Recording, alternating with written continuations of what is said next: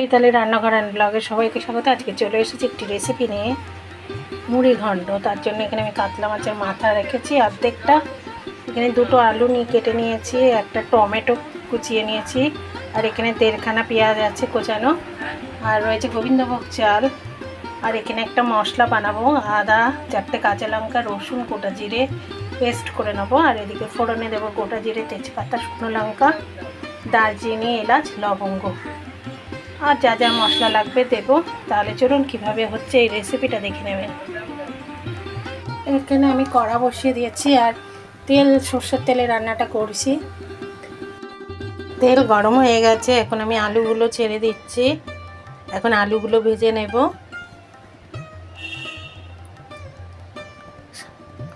সামান্য পরিমাণ নুন দিয়ে দিচ্ছি।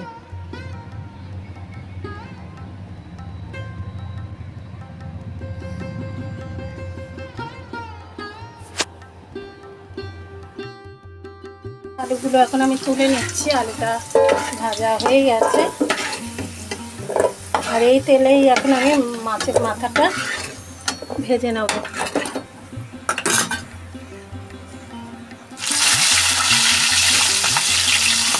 মাথাটা ফাটছিল বলে আমি একটু চাপা দিয়ে দিয়েছি। তো মাথাটা ভাজা হয়ে গেছে বন্ধুরা, এটা আমি একটু ভেঙে নেব, পরে এখন নামিয়ে দেব। এখানে আর একটু সর্ষের তেল দিয়ে দিচ্ছি সামান্য। তেল গরম হয়ে গেছে, এখানে গোটা জিরে, এলাচ, লবঙ্গ, দারচিনি, একটা শুকনো লঙ্কা, তেজপাতা, এটা আমি দিয়ে দিলাম। ফোড়নটা একটু ভালো করে ভেজে নেব বন্ধুরা। ফোড়নটা ভাজা হয়ে গেছে, এখন আমি পেঁয়াজ কুচি দিয়ে দিচ্ছি। পেঁয়াজটা একটু ভেজে নিয়ে তারপরে টমেটোটা দেবো।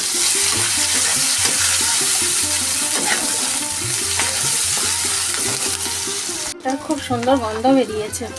এখন আমি এখানে টমেটোগুলো দিয়ে দিচ্ছি।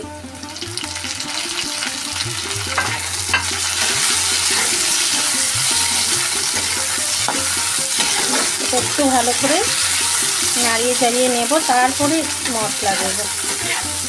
আর একটু মজে যাবে, মজে গেলে তারপরে আমি মশলাটা দেব। দেখো বন্ধুরা, পেঁয়াজ আর টমেটোটা ভালো করে একটুখানি মজিয়ে নিলাম। এখন আমি মশলাটা দিয়ে দেবো। এখানে আদা, রসুন, গোটা জিরে, কাঁচা লঙ্কার পেস্ট, একটু গ্রাইন্ডারটা ধুয়েও আমি জল দিয়ে দেবো। অনেকটা লেগে রয়েছে মশলা। একটু নাড়িয়ে চাড়িয়ে নিলাম। আমি দিয়ে দিচ্ছি হলুদ গুঁড়ো 2 চামচ পরিমাণ, আর 1 চামচ পরিমাণ দিয়ে দিলাম ধনের গুঁড়ো, আর দিয়ে দিচ্ছি একটু কাশ্মীরি মির্চি, একটু কালারের জন্য। আপনারা গুঁড়ো লঙ্কা খেলে গুঁড়ো লঙ্কা দিতে পারেন। এখন আমি মশলাটা একটু খুব ভালো করে কষিয়ে নিতে হবে। এর মধ্যে দিয়ে দেবো গোবিন্দভোগ চাল। চালটা আমি ধুয়ে রেখেছি। গোবিন্দভোগ চালটা দিয়ে ভালো করে ভেজে নিতে হবে মশলার সাথে। একটু ভেজে নিলে চালটা ঝরঝরে মতো হবে। এখন আমি ভালো করে ভেজে নিচ্ছি, আঁচটা লো টু মিডিয়াম করে। আর ওদিকে আমি গরম জল হতে দিয়েছি।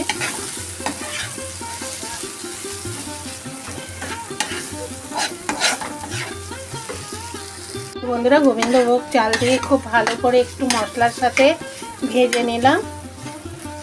এখন আমি এর মধ্যে আলু আর মাছের মাথাটা দিয়ে দিচ্ছি। আর মাছের মাথাটা আমি একটু ভেঙে নিয়েছি।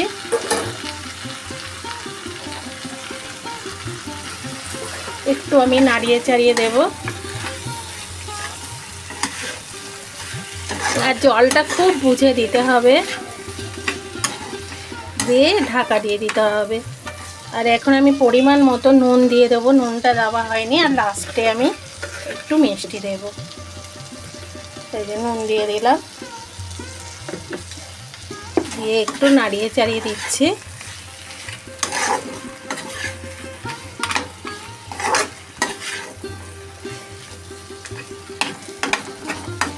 তো এখন আমি এখানে গরম জল দিয়ে দেব।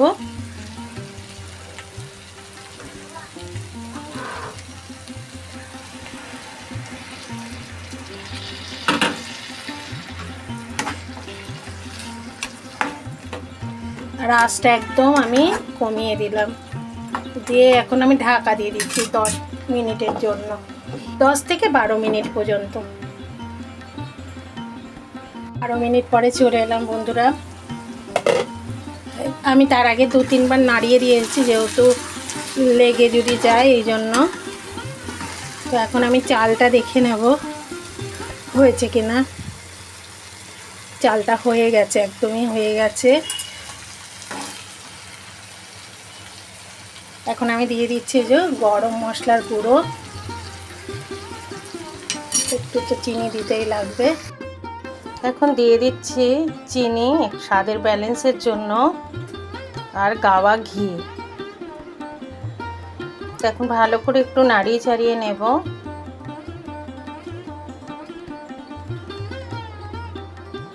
ভীষণই ভালো লাগে, যারা মুড়ি ঘন্ট পছন্দ করেন এইভাবে একবার করে খেয়ে দেখবেন, দারুণ স্বাদের হয় কিন্তু বন্ধুরা। এখন আমি নামিয়ে সার্ভ করে দিচ্ছি বন্ধুরা। মুড়ি ঘন্ট রেসিপিটা একদম রেডি, মাছের মাথা দিয়ে। এখন নামিয়ে দিচ্ছি। এখন একটা জায়গা নিয়ে নিয়েছি, এখন আমি মুড়ি ঘন্টটা সার্ভ করে দিচ্ছি বন্ধুরা। তো একবার এইভাবে রান্নাটা করে খেয়ে দেখুন বন্ধুরা, অসাধারণ লাগে।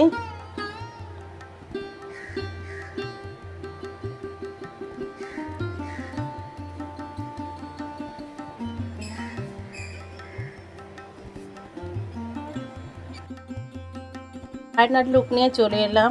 আশা করি মাছের মাথা দিয়ে মুড়ি ঘন্ট রেসিপিটা আপনাদের ভালো লাগলো।